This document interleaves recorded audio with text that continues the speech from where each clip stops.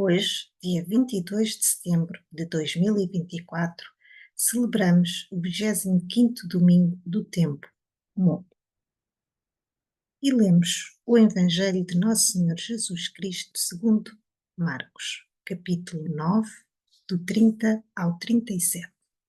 E diz assim: Naquele tempo, Jesus e os seus discípulos caminhavam através da Galileia, mas ele não queria que ninguém o soubesse, porque ensinava os seus discípulos, dizendo-lhes: O Filho do Homem vai ser entregue às mãos dos homens e eles vão matá-lo. Mas ele, 3 dias depois de morto, ressuscitará. Os discípulos não compreendiam aquelas palavras e tinham medo de o interrogar. Quando chegaram a Cafarnaum e já estavam em casa, Jesus perguntou-lhes: Que discutíeis no caminho? Eles ficaram calados, porque tinham discutido uns com os outros sobre qual deles era o maior. Então, Jesus sentou-se, chamou os 12 e disse-lhes: Quem quiser ser o primeiro será o último de todos e o servo de todos. E, tomando uma criança, colocou-a no meio deles, abraçou-a e disse-lhes: Quem receber uma destas crianças em meu nome, é a mim que recebe. E quem me receber, não me recebe a mim, mas àquele que me enviou.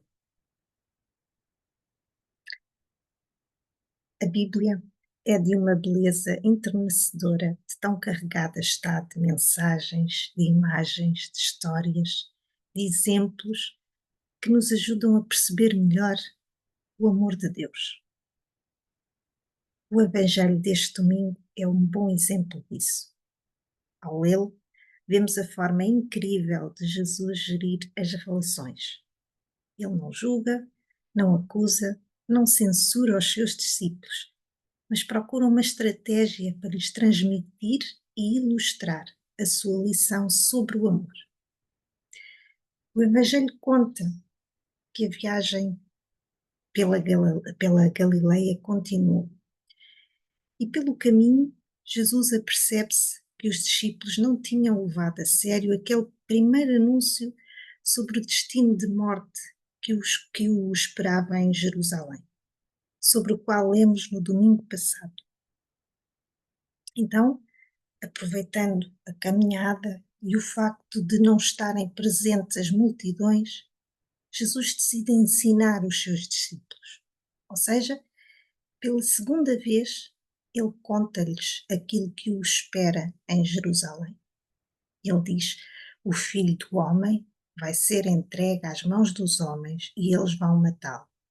Mas ele, 3 dias depois de morto, ressuscitará. Pela leitura do Evangelho, fica claro que os discípulos não compreendiam aquelas palavras. No fundo, a verdade é que eles intimamente discordavam do caminho que Jesus escolheu seguir. Para eles não fazia sentido seguir um caminho que levava à morte, ao fracasso, afinal ele era o Messias. E eles contavam com o caminho de glória, não é? Do caminho de poder, de honras humanas. Ou seja, intimamente os discípulos continuavam a alimentar sonhos e projetos pessoais. Mas ainda assim, mesmo discordando com Jesus, eles nada disseram. Ficaram calados, não se atreveram a criticá-lo abertamente. Isto porque certamente ainda tinham bem presente na sua memória a dura reação de Jesus quando Pedro o tentou afastar do cumprimento do plano do Pai. E, portanto, certamente por isso calaram-se. Não contestaram Jesus. Pelo menos de forma frontal. Mas, entre eles, começaram a falar e a discutir. E Jesus apercebeu-se, não é? Durante o resto do caminho, Jesus apercebe-se que os discípulos falam entre eles e que que discutiam entre eles sobre qual deles era o maior, o mais importante. E aqui Faço um parênteses para lembrar que naquele tempo o protocolo hierárquico, ou seja, a hierarquia dos postos e das pessoas, era algo de importância capital, não é? Era a lógica do mundo. Então, temos Jesus, que pela segunda vez conta aos seus melhores amigos que dentro em breve será morto, e eles, em vez de participarem no seu drama, falam sobre hierarquia e graus de importância. Que amigos eram estes, não é? Como é que Jesus se terá sentido com isto? Bom, Jesus não se ofende por isso. Jesus não se escandaliza com eles. Afinal, Jesus conhece a debilidade humana, conhece as suas fraquezas e também os seus medos. Então, como um verdadeiro mestre, ele completa a instrução aos discípulos com um gesto inédito, cheio de simbolismos. Um abraço a uma criança. E, mais uma vez, chamo a vossa atenção para termos presentes que, na sociedade palestina daquele tempo, as crianças não tinham direitos, não contavam do ponto de vista legal.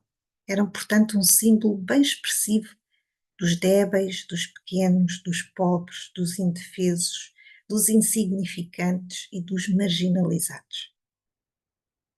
E o que é que Jesus faz? Jesus toma uma criança, coloca no meio dos discípulos e abraça. O que Jesus quis mostrar com isto? Pois bem, com este gesto, Jesus deixa bem claro que são os mais pequenos, os mais pobres, os mais desprezados, os mais desconsiderados e os mais humildes que estão no centro da comunidade de Jesus. E o que significa estar no centro? Significa que são o foco, são o alvo de Jesus, do amor de Deus. E estão no centro para que possam estar rodeadas, protegidas pelos outros. E quem são estes outros?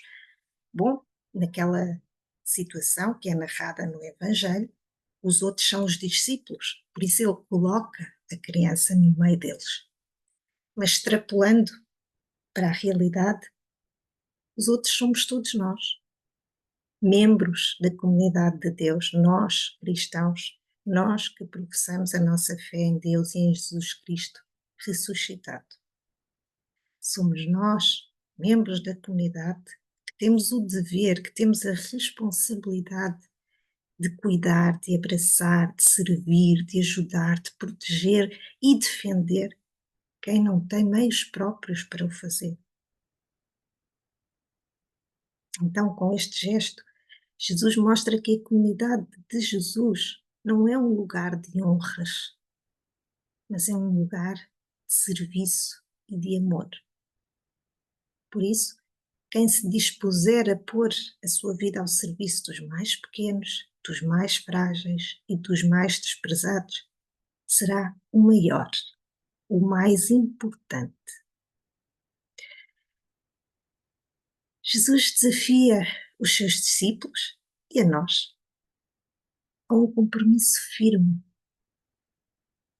à doação total da vida ao amor e ao serviço.